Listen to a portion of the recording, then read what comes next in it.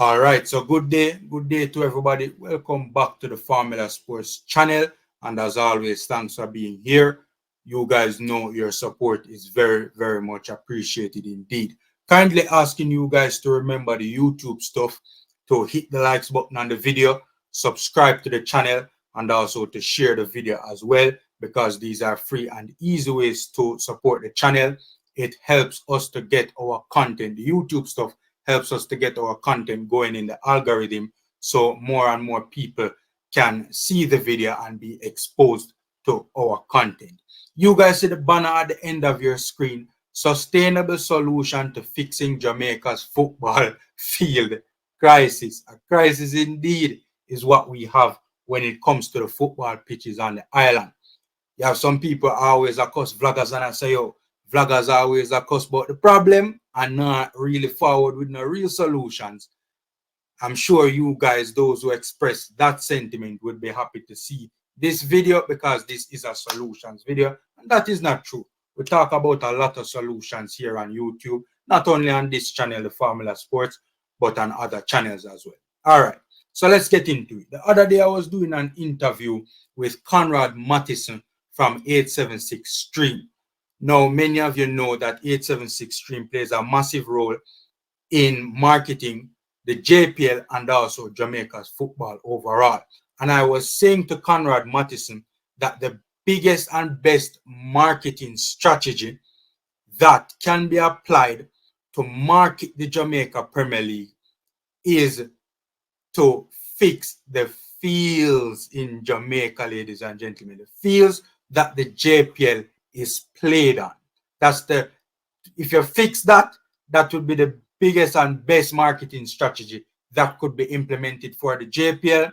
And I was saying to him that if they were to fix that, it could potentially revolutionize the JPL, because you guys know that an inferior product is a hindrance to the marketability of the product, and you know how much you can actually market the product, right? I think we need to explain that. You guys know exactly what I mean, especially within the context of JPL football, right? And the JPL product and how it comes across on our screens and how it looks because of the state of the pitches, right? So I was saying this to him in the interview, and the more I think about it, I said to myself, I need to do a standalone video on this. Doing a standalone video, and it will help to generate the conversation, start the conversation, get the conversation going, right? As it pertains to finding a solution, especially from the perspective of generating out of the box thinking, out of the box ideas, out of the box solution to this particular problem. So you guys can hit me up in the comment section, let me know what you think about the solution that I'm about to give, and also you guys can give your ideas in the comment section as well. Now, to my solution.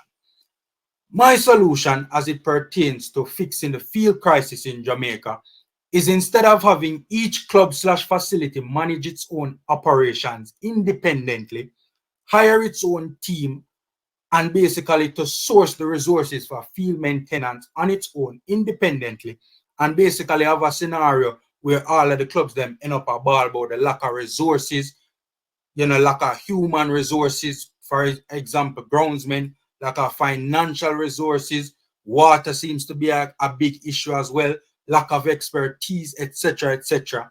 Instead of having a situation like that we currently have in Jamaica right now, we can take the load off the clubs, because let's face it, the clubs don't really have the resources to keep the pitches at the levels required.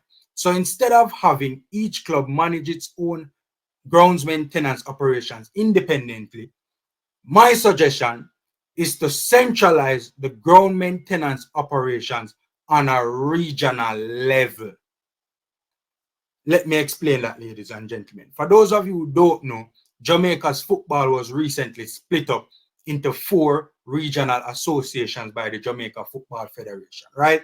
So one example is the Southeastern Regional Association, that is responsible for St. Thomas, St. Catherine, and Casafa. Each regional association So, for example, the Southeastern Regional Association can basically do a list, compile a list selecting the JPL pitches that fall within their jurisdiction, their regional borders, the pitches in their region that JPL football is played on. And as a matter of fact, they can even include the tier 2 pitches as well in the region, right? So they can do both the JPL and tier 2 pitches. And basically, the regional association would be responsible for managing the JPL and even the tier 2 pitches that falls within their borders. In other words, pooling the resources instead of having the resources spread too thin. So for example, instead of each club having its own groundsmen, you can have one team of groundsmen at the regional level that is responsible for going around and maintaining all the JPL pitches and even the tier 2 pitches that falls within the region. Ladies and gentlemen, hit me up in the comment section and make me know how that sounds. Another example is water. By the way, you don't even have to buy water. I don't even think you have to buy water. To be honest with you, we are an island that is surrounded by water. So how we feel having we're having a water problem as it pertains to maintaining our pitches in the country. We can go and source the water from the seaside, and each regional association can have their own desalination machinery if it's a case that the water needs to be desalinated. And we can use the water to each regional association can use the water that it sources from the seaside to help to maintain the pitches. Instead of each club buying a water truck, for example, each regional association can have a water truck or two, and water is sent out to the respective fields, to the respective pitches, to the respective grounds for maintenance. Ladies and gentlemen, how my son? That sound like a bad idea? Hit me up in the comment section and make me know if that is a bad idea, ladies and gentlemen. Each regional association can either hire a company to do this, or them can form them own operation. Them can literally set up their own operation to get this done.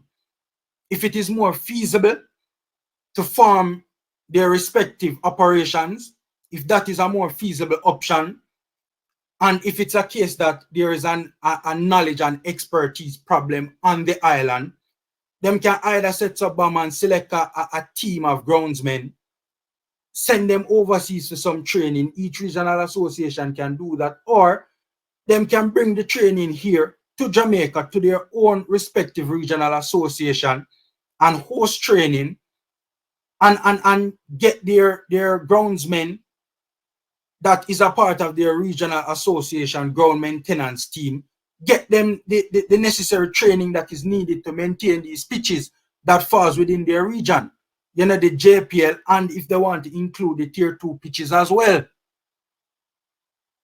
Always a cuss vloggers, and I say your vloggers always a cuss about the problem and now forward with no real solution. Ladies and gentlemen, we're just giving a solution to arguably the biggest problem, well, one of the biggest problems certainly in Jamaica's football. Hit me up in the comment section and let me know what you think about my solution. Feel free to give your ideas as well. We are trying to move the football forward, ladies and gentlemen. We're trying to generate out of the box thinking, ideas and solutions when it comes to fixing the big problems in Jamaica's football. Knock up the likes button, subscribe, and share. Stay safe, guys. Take care, and until next time.